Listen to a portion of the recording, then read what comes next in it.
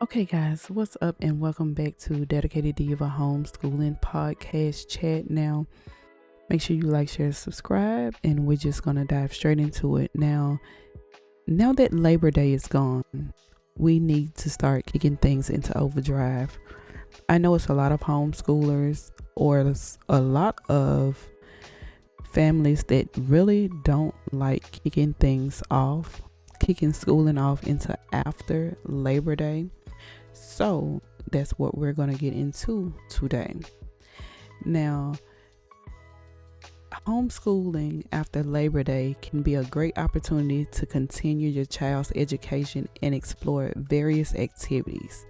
Now, here are some things you can do. Now, you can set a routine.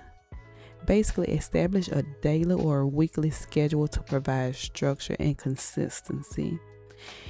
Include times for learning, breaks, and other activities. 2. You can do curriculum planning. Review your curriculum and lesson plans. Make sure that you have all the necessary materials and resources ready and at your fingertips. 3. Field trips. You want to plan educational field trips to museums, zoos, historical sites, or nature reservations. You can check for any local educational events or exhibits happening in your area.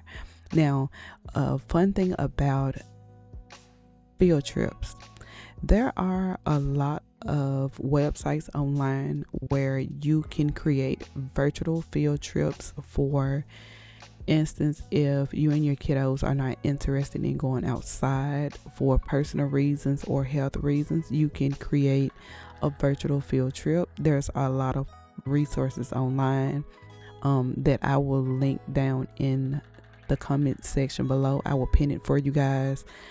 I'll have a list of places that you guys can go online for virtual field trips. A lot of those are online on YouTube for you guys.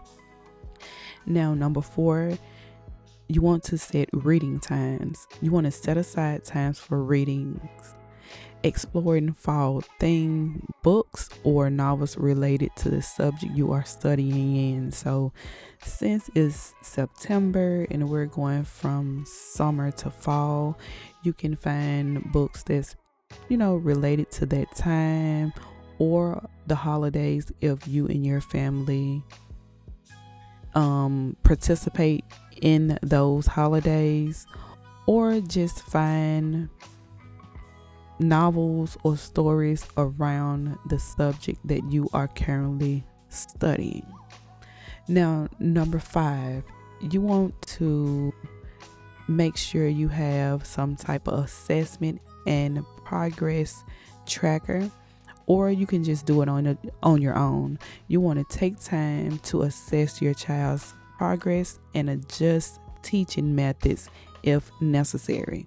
So basically what I'm saying is, you don't want to keep constantly throwing on a workload to your kiddos, or you don't want to keep constantly going and trying to teach something if they are not understanding what you are teaching them, because most of the thing throughout education is like a stepping stone. It's almost like you can think of it as stairs. The higher you get, is basically you're teaching more onto something that you've already taught them about. So for instance, like nouns, you want to teach them nouns, person, place, or things, and then you want to teach them common nouns and proper nouns. So it's everything is a stepping stone to something else. Especially with math, you have the basic addition and subtraction, and then it moves on to 2 digits, 3 digits, and before you know it, it's more and more.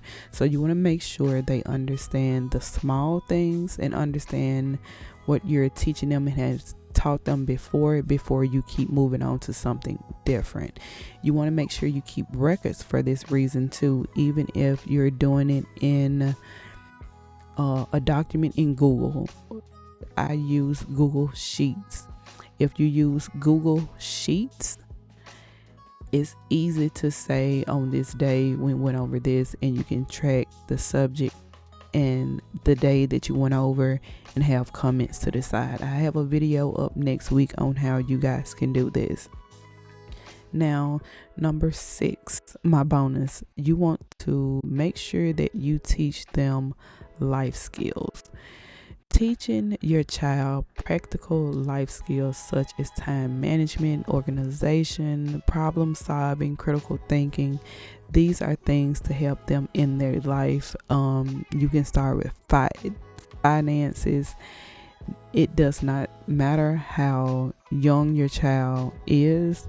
It's all in if you think that it's something that they can handle at that time, because I feel like where a lot of schools have went wrong, they basically cram you full of book knowledge, and when it comes to life skills and just everyday hustle and bustle and how to survive, your kiddos in a regular brick and mortar school don't get taught that. So you want to make sure that when you are homeschooling, you teach the basic life skill. You teach them the basic things. Now, you have to always remember that homeschooling is something that you and your kiddos are doing on your own. You want to make sure that you allow flexibility so you can tailor your approach to your child's interests and needs. Make sure to keep the learning enjoyable and engaging, so it's something that they love to do, and not every time you say it's time, to sit down for schooling, they regret it every time. So that was it for this week's podcast. Basically, things you can do after Labor Day. I will be going into great detail in the next video, and I will see you guys then.